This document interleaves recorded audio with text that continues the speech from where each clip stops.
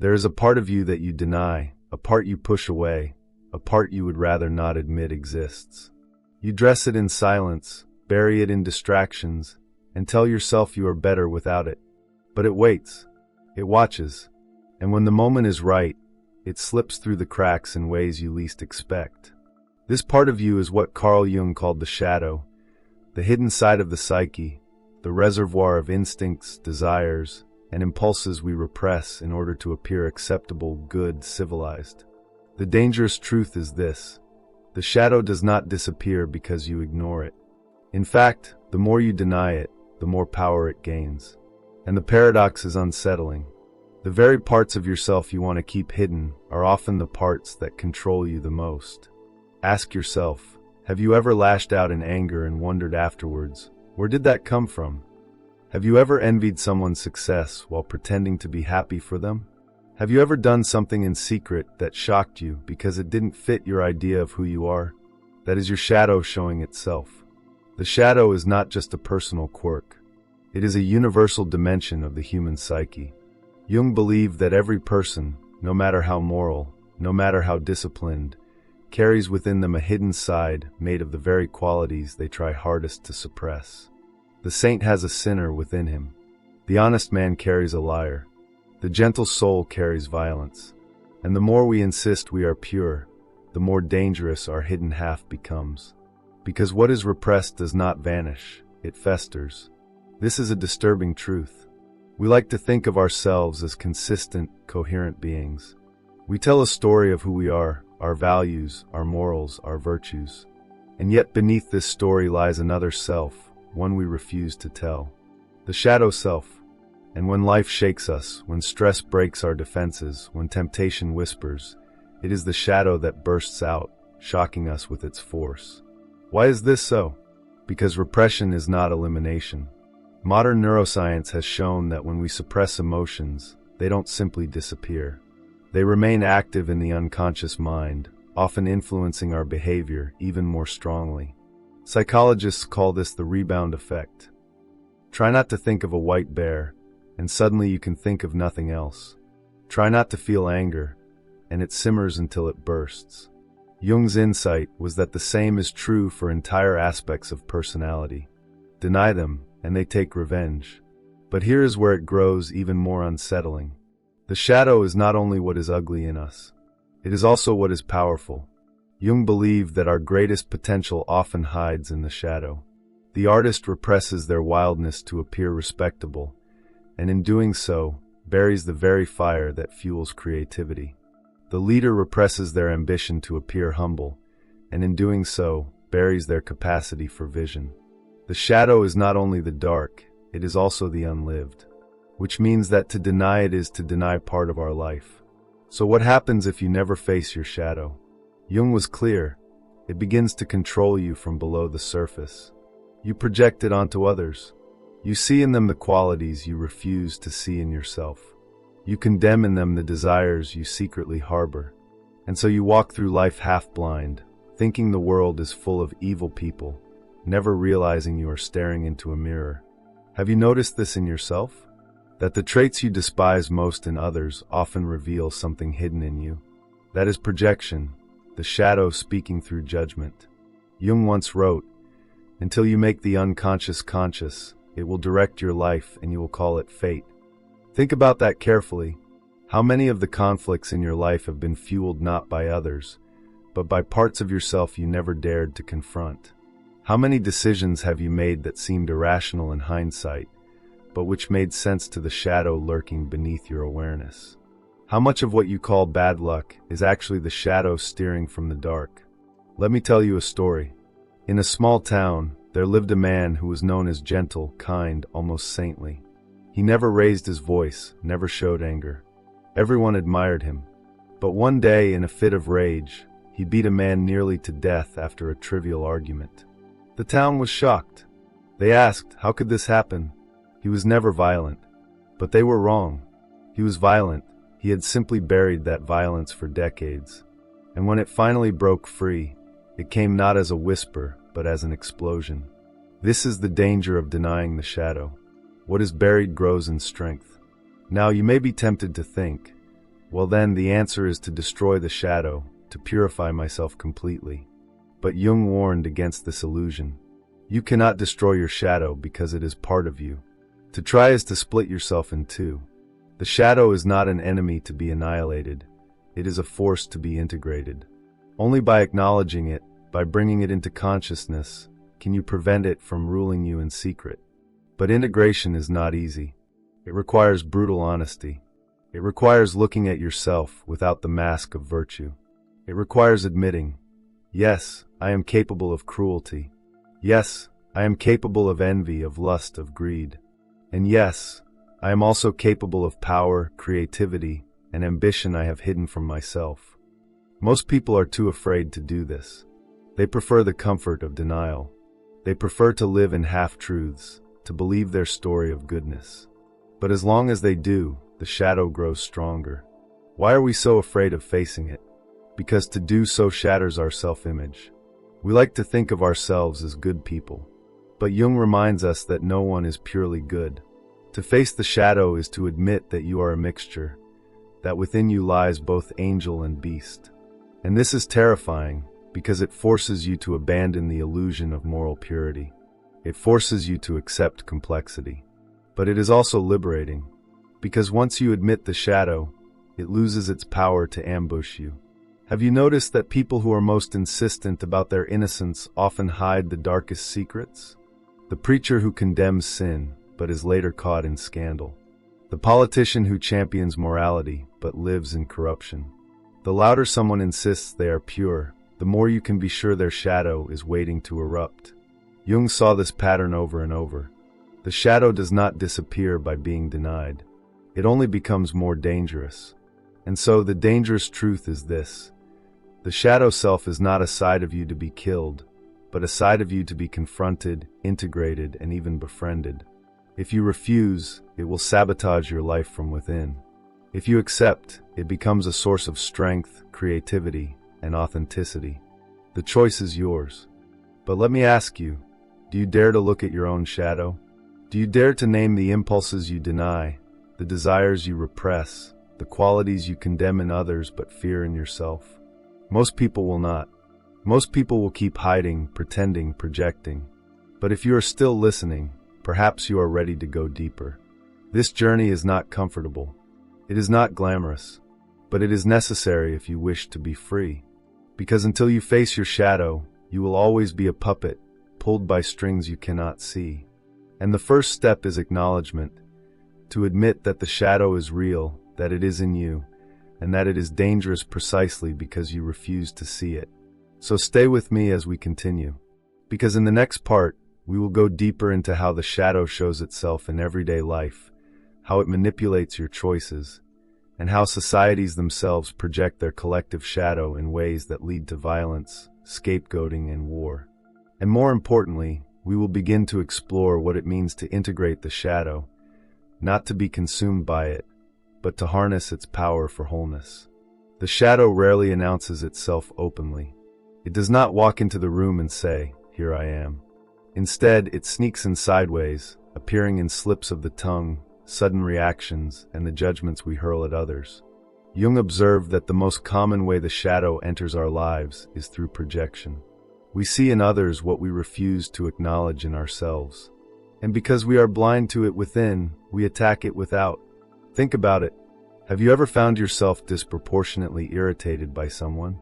Not just annoyed, but burning with anger at a small flaw. Often, that intensity is not about them. It is about you. They have become a screen on which your shadow plays its hidden film. The laziness you condemn in a coworker may reflect your own fear of being unproductive. The arrogance you despise in a friend may reflect your own unacknowledged desire for recognition. The dishonesty you condemn in others may echo your own hidden compromises. The shadow uses others as mirrors, and the more you deny it, the clearer it appears in the world around you. This is why Jung insisted that the path to wisdom is through self-reflection. Until you learn to question your strongest reactions, you remain a prisoner of projection. When you say, "I hate that person because they are so manipulative," you must also ask, where does manipulation live in me? When you say, "I can't stand that person's arrogance," You must also ask, what part of me craves admiration but hides it under modesty? Jung did not say that all criticism is projection, but he warned that our most passionate condemnations often reveal more about us than about the other. Modern psychology confirms this. Studies on moral outrage show that the traits we find most intolerable in others often relate to the parts of ourselves we feel insecure about. Psychologists call this projection bias, the tendency to disown uncomfortable feelings and locate them outside of us. Social media amplifies this dynamic. Notice how online outrage often reveals not just moral concern, but hidden envy, fear, or shame. People attack most fiercely the qualities they secretly wrestle with. The shadow has simply moved from the unconscious mind to the collective stage. And this brings us to something even darker, the collective shadow. Jung believed that societies, just like individuals, repress what they do not want to see. Nations, cultures, even communities create shadow selves. When a culture denies its own violence, it projects it onto outsiders, labeling them as the dangerous ones. When a nation denies its greed, it demonizes other countries as corrupt.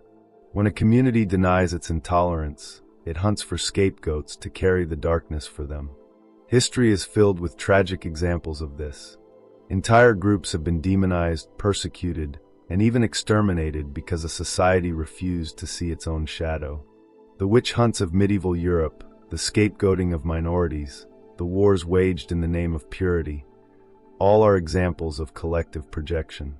The more a society insists it is righteous, the more likely its shadow is festering beneath. Jung, who lived through 2 world wars, saw how collective shadows can lead to catastrophe when denied. He warned that without awareness, humanity would repeat the cycle endlessly. But this is not only about history. Look around you. Do you see how groups today define themselves as morally pure while condemning their opponents as evil? Do you see how polarization grows not from dialogue but from projection? Each side sees in the other the very traits it refuses to see in itself.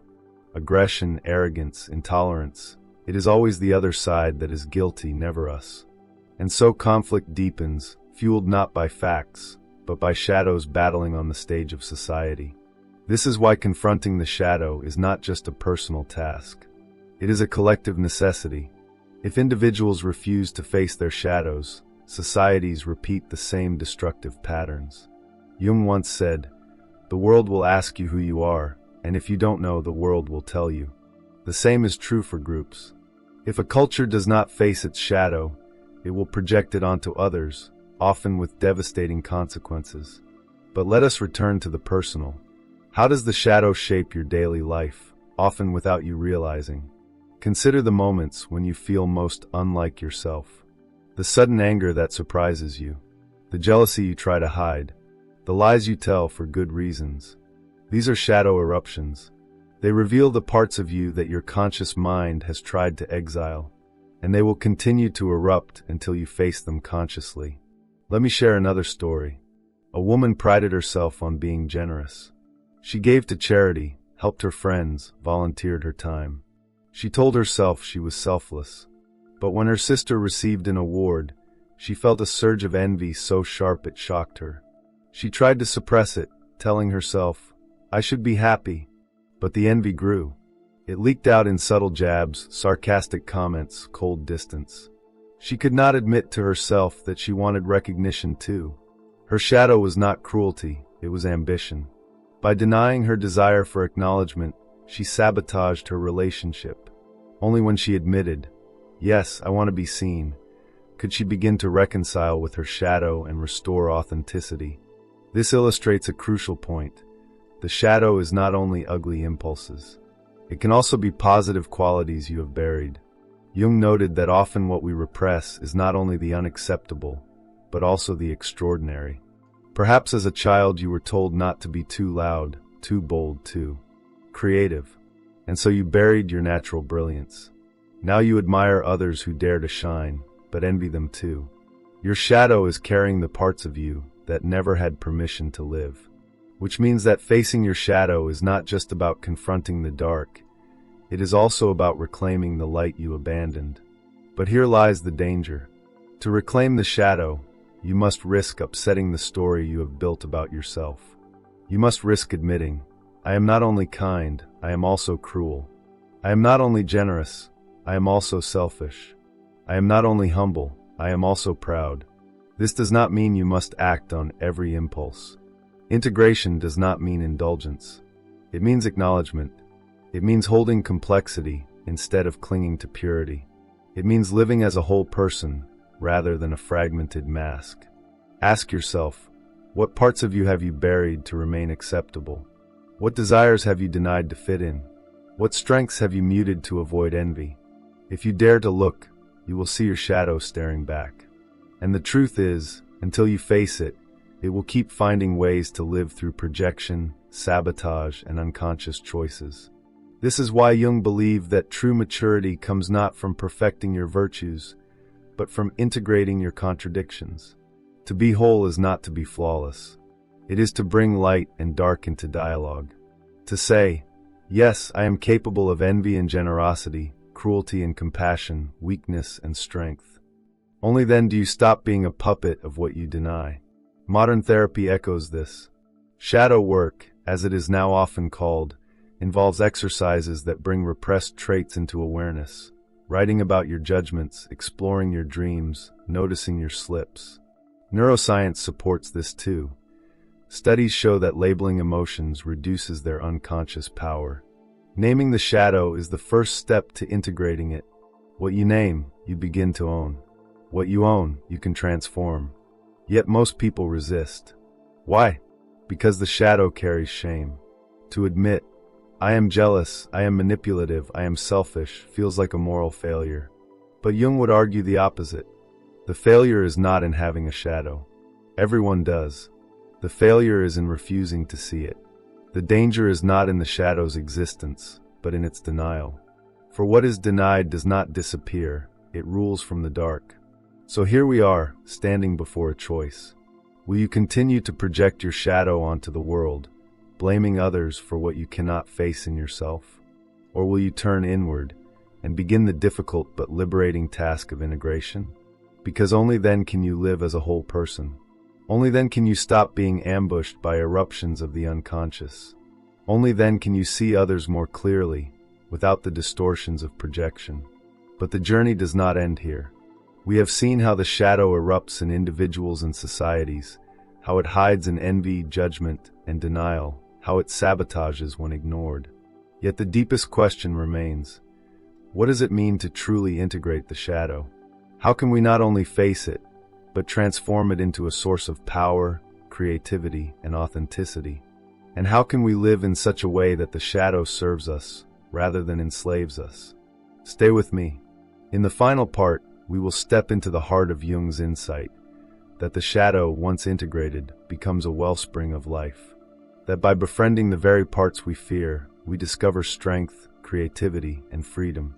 And that the dangerous truth about the shadow is also its greatest gift, if we dare to accept it. Imagine for a moment that the shadow is not a monster in the basement, but a hidden twin locked in a room. You keep the door closed, pretending it doesn't exist, but you hear it pacing, whispering, scratching. The more you ignore it, the louder it becomes. Now imagine unlocking that door, not to destroy what is inside, but to sit with it, to listen, to ask what it has carried all these years. This is what Jung meant by integration. The shadow is not destroyed by denial. It is transformed by dialogue. But what does this mean in practice? To integrate the shadow is to make the unconscious conscious.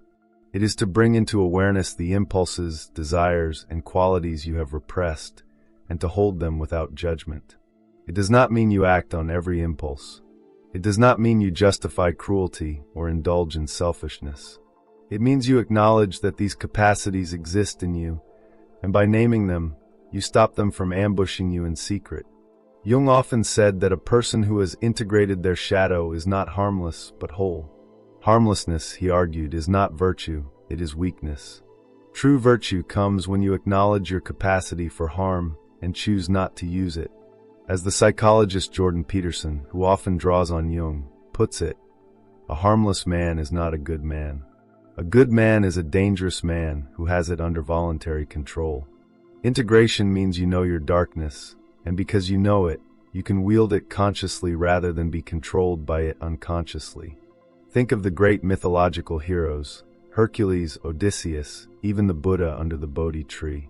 Each faced not only outer trials, but inner shadows. Hercules struggled with rage, Odysseus with pride, the Buddha with temptation. Their journeys symbolize what Jung called individuation, the process of becoming whole by facing the unconscious. Without the shadow, there is no hero's journey.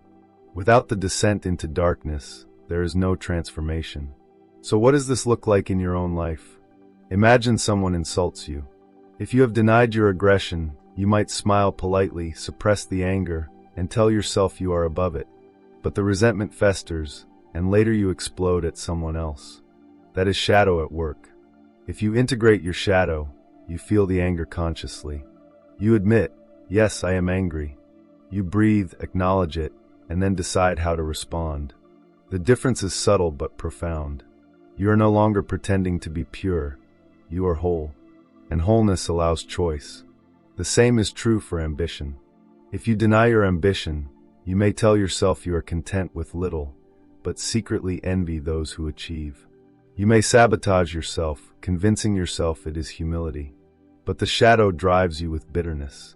If you integrate your ambition, you admit, yes, I want to succeed. Yes, I want recognition.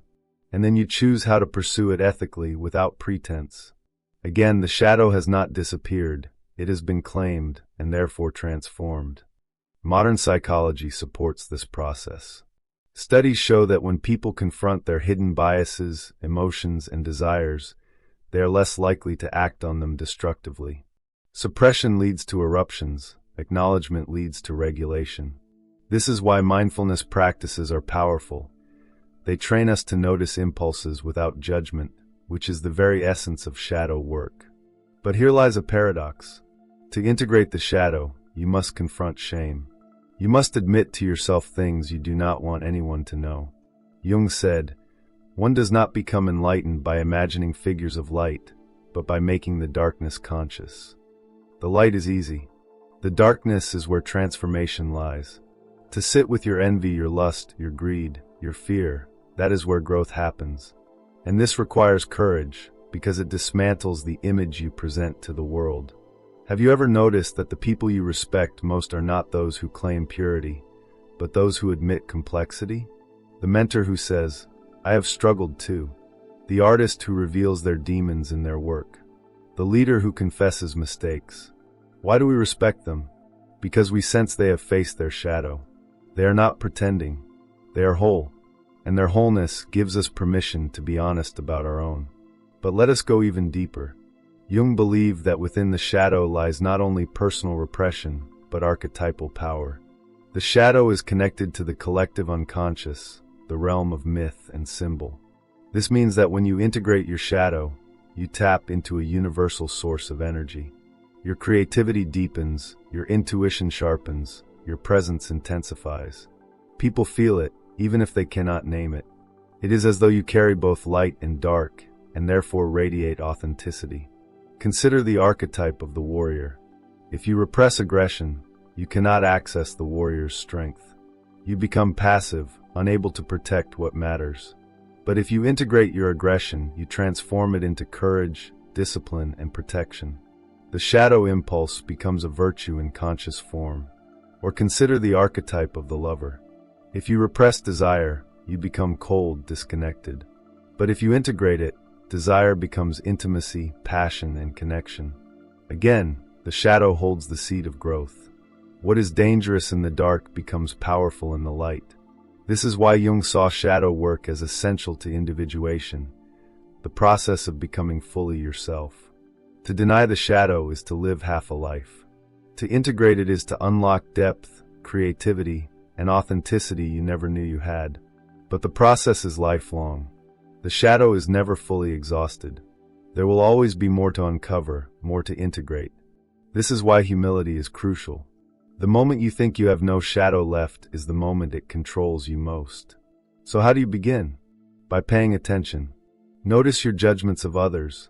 Ask what they reveal about you. Notice your envy. Ask what desire it points to. Notice your outbursts. Ask what repressed impulse is breaking free. Journal about your reactions, your dreams, your fantasies. All of these are shadow speaking. And when you see it, do not condemn yourself.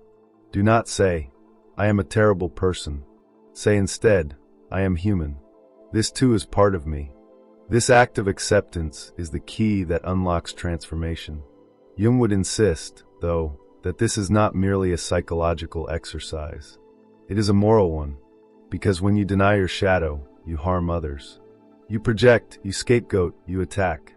But when you own your shadow, you stop making the world carry your darkness. You become responsible. You reduce conflict. You increase compassion, because you know what it means to wrestle with complexity. Integration makes you not only stronger, but kinder. And so we arrive at the heart of the dangerous truth. The shadow is terrifying because it shows us what we want to hide. But it is also sacred because it shows us what we need to heal. The shadow is both the enemy and the ally, both the prison and the key. If you run from it, it will haunt you. If you face it, it will transform you. As we close, I want you to sit with one question. What part of yourself have you been most afraid to admit? That is your doorway. That is the place where your shadow waits. Do not run from it. Do not exile it further. Turn and face it. Because the life you want, the life of freedom, authenticity, and wholeness, does not come from light alone. It comes from the marriage of light and dark. It comes from the courage to say, I am both. And if this conversation has stirred something in you, if you feel the pull to go deeper, then stay with this channel. Subscribe not as a casual act, but as a commitment to yourself, that you are ready to face the truth of your own complexity. Share your reflections in the comments. Tell me, what shadow trait have you noticed in yourself? And how has it shaped your life? These stories help us see that none of us are alone in this. The shadow is dangerous, yes, but it is dangerous precisely because it is powerful, and power denied becomes poison. Power accepted becomes strength. The choice is before you: denial or integration, blindness or wholeness, fear or freedom. Jung once said, the privilege of a lifetime is to become who you truly are. To become who you truly are, you must face the shadow. And when you do, you will discover that what you feared most was not your enemy, but your key to becoming whole.